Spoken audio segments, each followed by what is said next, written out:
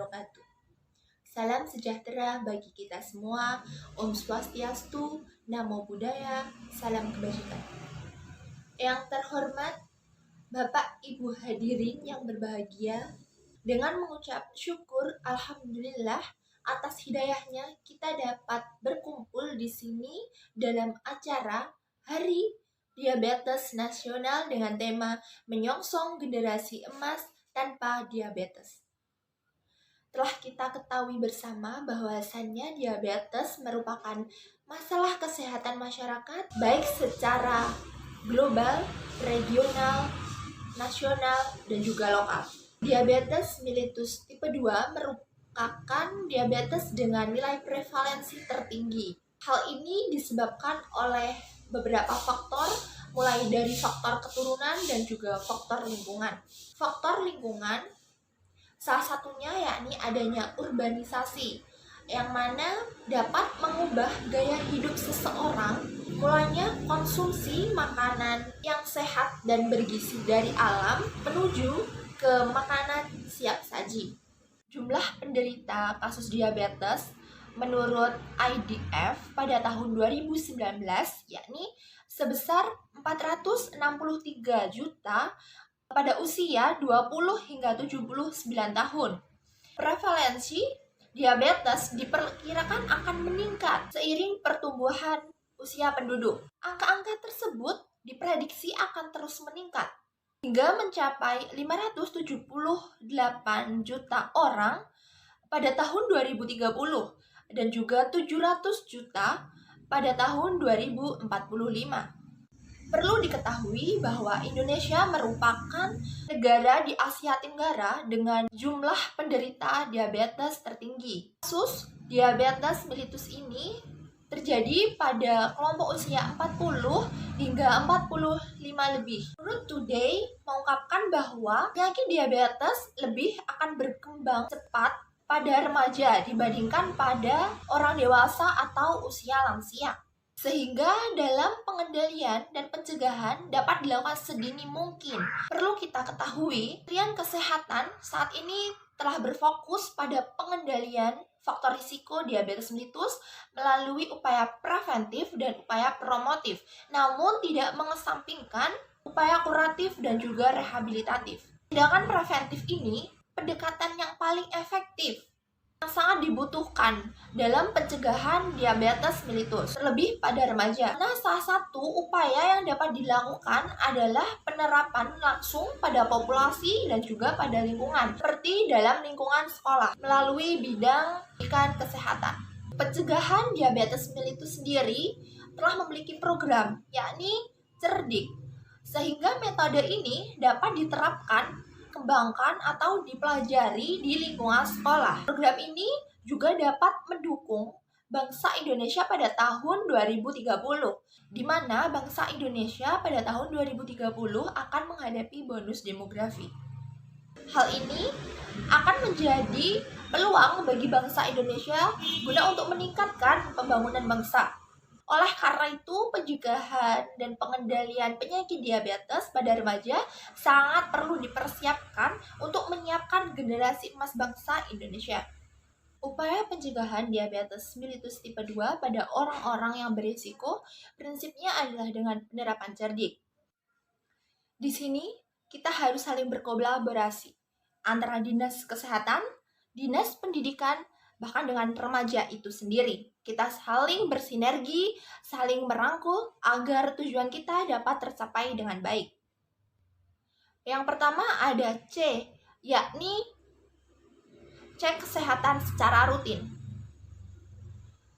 Di sini peran sekolah yakni menyediakan cek kesehatan bagi siswanya yang didukung dari pelayanan kesehatan terdekat.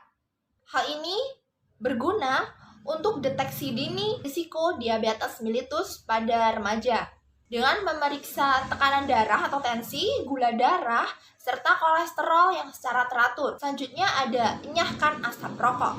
Rokok merupakan faktor risiko berbagai penyakit, yang mana rokok ini memiliki banyak racun-racun yang berbahaya bagi tubuh. Lingkungan sekolah yang bebas asap rokok dapat menjadi sarana siswa untuk belajar bagaimana pentingnya bahwa udara bersih itu sehat. Selanjutnya ada rajin aktivitas fisik. Rajin aktivitas fisik di sini dengan berolahraga secara rutin, minimal 150 menit per minggunya dalam waktu 3-4 kali seminggu. Yang mana olahraga ini dapat memperbaiki resisten insulin yang terjadi pada pasien prediabetes yang dapat meningkatkan kadar HDL serta membantu mencapai berat badan yang ideal. Selain olahraga juga dianjurkan untuk aktif dalam kegiatan sehari-hari. Yang mana hal ini kaitannya dengan kebanyakan remaja saat ini sering menghabiskan waktu luangnya untuk bermain game, handphone, menonton televisi. Sekolah dapat menggerakkan siswanya dalam tiap minggunya untuk berolahraga tanpa mengesampingkan pelajaran di sekolah. Hal ini bertujuan untuk membiasakan siswa untuk berolahraga, untuk mendapatkan manfaat yang baik bagi kesehatan tubuh mereka. Selanjutnya ada diet seimbang, yang mana di dalam sekolah ada kantin. Dalam kantin ini harus menyediakan makanan yang bergizi, adanya buah-buahan. Selanjutnya, hal ini bertujuan untuk menjaga tubuh agar tetap ideal. Tubuh dengan proporsi berat badan yang ideal dengan tujuan mencegah atau memperlambat diabetes mellitus ini muncul.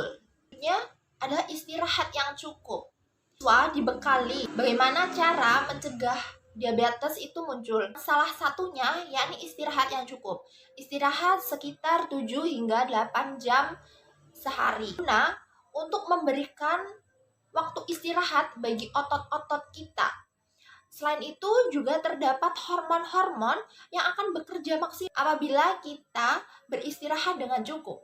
Yang terakhir yakni adalah kelola stres. Siswa perlu mengelola stres guna menunjang kondisi kesehatan yang nantinya akan berdampak pada prestasi belajar. Terdapat cara-cara untuk mengatasi stres, yakni seperti melakukan kegiatan yang lebih positif sesuai dengan minat dan juga kemampuan.